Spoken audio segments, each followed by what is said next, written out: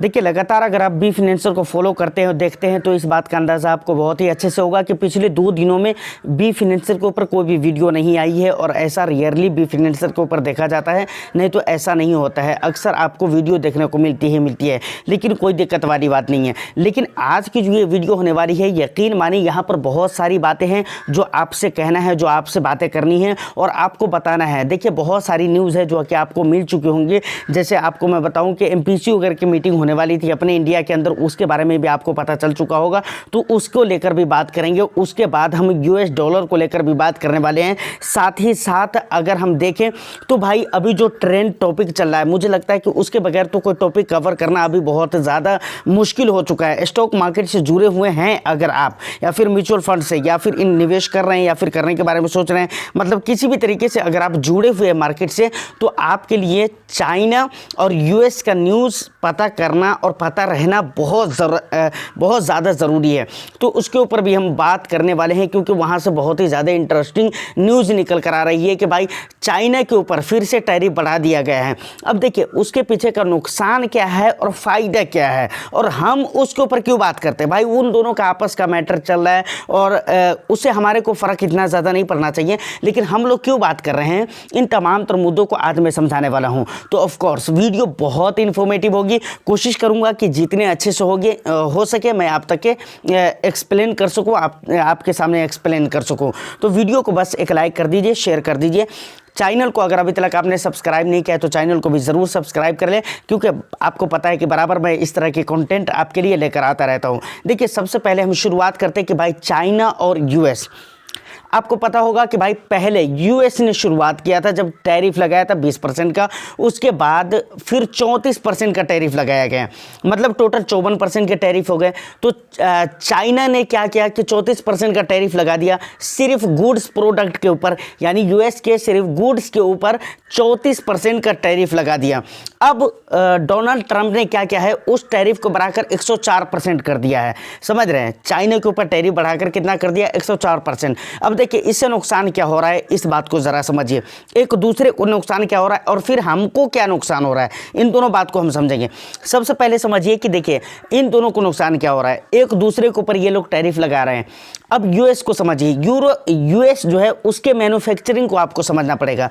US के अंदर जो मैन्युफैक्चरिंग की जाती है वो सिर्फ बड़े प्रोडक्ट की मैन्युफैक्चरिंग की जाती है, बड़ी चीज़ों की मैन्युफैक्चरिंग की जाती है, जैसे मिसाइल हो गया, डिफेंस की चीज़ें हो गई, और भी दूसरी जो बड़ी चीज़ें हो गई, इलेक्ट्रिकल चीज़ें हो गई, मतलब बड़ी बड़ी चीज़ें जो हो गई, उन चीज़ों की वो मैन्युफैक्चरिंग करता है US के अंदर। जबकि हम चाइना की बात करें तो चाइना के अंदर बड़ी चीज़ों की मैन्युफैक्चरिंग भी होती है और छोटी चीज़ों की मैन्युफैक्चरिंग भी होती है। अब ये एक दूसरे के ऊपर जो टैरिफ लगा रहा है, तो इससे ये सबसे बड़ा नुकसान होगा एक दूसरे को कि भाई US को बहुत सारी ऐसी चीज़ें हैं जो कि चाइना से इंपोर्ट करवाने की ज़रूरत पड़ेगी। चाइना के अंदर वो मैन्युफैक्चर होता ही नहीं है, उसे इंडिया से लेना पड़ेगा या चाइना से लेना पड़ेगा या कहीं और दूसरे देशों से लेना पड़ेगा।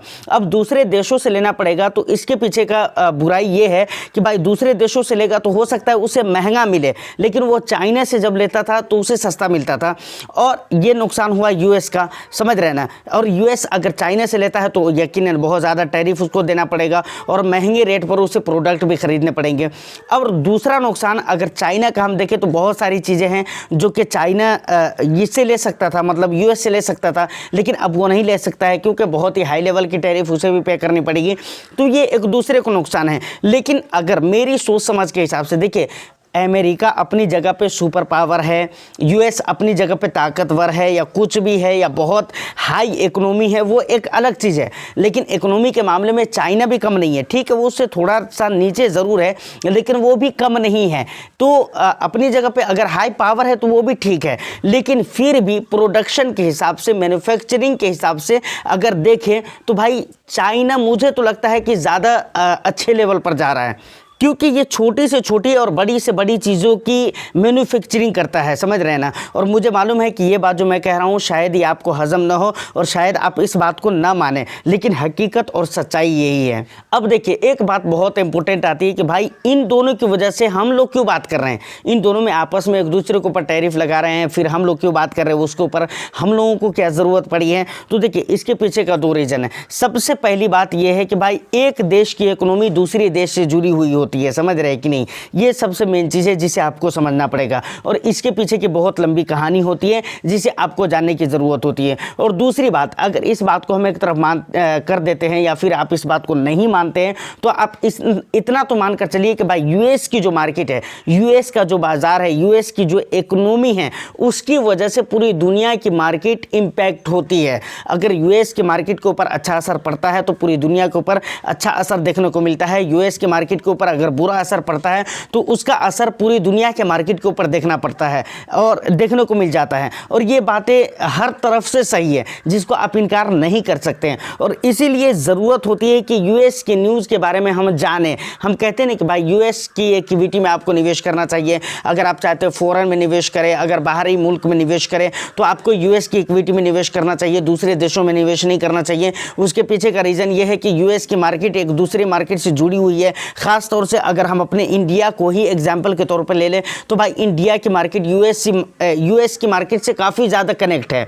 और हमको क्या लग रहा है, हम इंडिया में रहने वाले हैं तो हमको लग रहा है कि हमारी मार्केट यूएस की मार्केट से कनेक्ट है, लेकिन जो जापान में रह रहे हैं ना उनको, जापानी को ऐसा लग रहा है कि जापान की मार्केट यूएस की मार्केट से करीब है। जो कहीं और जर्मनी में रह रहे हैं तो जर्मनी वालों को भी लग रहा होगा कि भाई हमारी मार्केट यूएस की मार्केट से मतलब जुड़ी हुई है, काफ़ी हद तक मिलता जुलता है। तो कहने का मतलब यह है कि पूरी दुनिया की मार्केट यूएस की मार्केट से जुड़ी हुई है। और आपने देखा होगा कि जब भी यूएस की मार्केट में बुरी न्यूज़ आती है तो उसका असर पूरी दुनिया की मार्केट पे देखने को मिल जाता है। तो हमारा जो यहाँ पर नुकसान होने वाला है, देखिए कई सारे लोगों को मैंने ऐसा कहते हुए सुना है कि भाई हमारे को फ़ायदा हो रहा है, एक दूसरे के ऊपर लोग टैरिफ बढ़ा रहे हैं तो हमारे को इससे फ़ायदा होगा, हमारी कुछ कंपनियों को फ़ायदा होगा। लेकिन यकीन मानिए ज़र्रा बराबर कुछ भी फ़ायदा नहीं होगा। किस एंगल से फ़ायदा होगा भाई? जो भी एंगल आप अगर शो करने की कोशिश कर रहे हैं या दिखलाने की कोशिश कर रहे हैं और आपको ऐसा लगता है कि किसी एंगल से फ़ायदा होने वाला है तो कहीं से कोई फ़ायदा नहीं होगा, नुकसान ही होगा। क्योंकि इन दोनों के तनाव की वजह से एक दूसरे की मार्केट ख़राब होगी। ख़ासतौर से यूएस की मार्केट जब ख़राब होगी तो पूरी दुनिया की मार्केट ख़राब होगी और पूरी दुनिया का बाज़ार डिस्टर्ब होगा। इस बात को आप समझिए। तो ये बातें यहाँ तक ही क्लियर हो जाती है। अब आते हैं हम अपने इंडिया के ऊपर कि भाई एमपीसी वगैरह की मीटिंग ख़त्म हो चुकी है और उसके बाद क्या कहते हैं कि रेट कट, लगभग रेपो रेट कम कर दिया गया है, समझ रहे हैं ना। मैं पूरी तरह से इस बात को लेकर क्लियर भी नहीं हूँ और 2-3 दिनों से मैं बिल्कुल मोबाइल फ़ोन, लैपटॉप वगैरह वगैरह कुछ भी नहीं देख रहा हूँ। उसके पीछे के कई सारे रीज़न है कि खुद मेरी तबीयत बहुत अच्छी नहीं थी जिसकी वजह से ये सारे चीज़ें मैं आपको कह रहा हूँ, समझ रहे हैं ना। लेकिन इतना मुझे मालूम है कि रेपो रेट वगैरह कम कर दिया गया है जिसकी वजह से बाज़ार में बहुत अच्छा परफॉर्म देखने को मिल रहा है। कल के डेट में भी मार्केट हमारी अच्छी करे और आज के डेट में भी मार्केट के अंदर अच्छा देखने को मिल रहा है। जब मैं ये वीडियो शूट कर रहा हूँ तो 10:14 यानी 10:15 हो रहे हैं, लेकिन अभी जब मैं मार्केट को देख रहा हूँ तो स्मॉल कैप और मिड कैप बहुत अच्छे जा रहे हैं, लार्ज कैप भी अच्छे जा रहे हैं, समझ रहे हैं ना।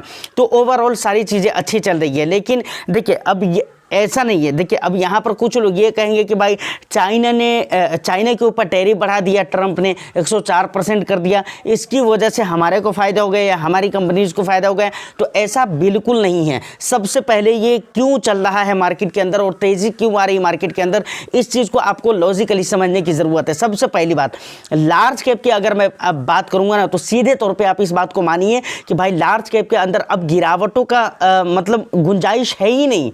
अगर गिर रहा है तो आप ये समझिए हमारी मार्केट और हमारी सिचुएशन के हिसाब से नहीं गिरा है। मतलब मैं ये कह रहा हूँ हमारी मार्केट के अंदर, लार्ज कैप के अंदर वैल्यूएशन नाम की कोई चीज़ बाकी है ही नहीं। अब इस बात को आप समझिए। अब मार्केट जो गिर रही है वो बाहरी रीजन की वजह से गिर सकती है या गिर रही है या गिरेगी, समझ रहे हैं ना।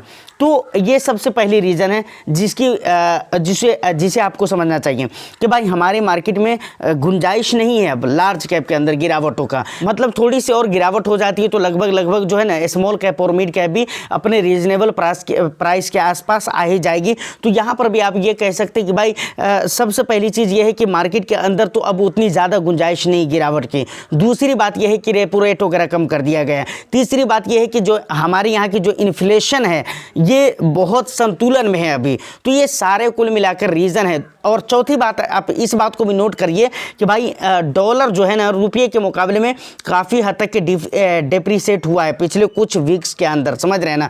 नहीं तो आप 15 दिन, एक महीने के मतलब 20-25 दिन पहले जाकर देखिए तो डॉलर की क्या हालत थी।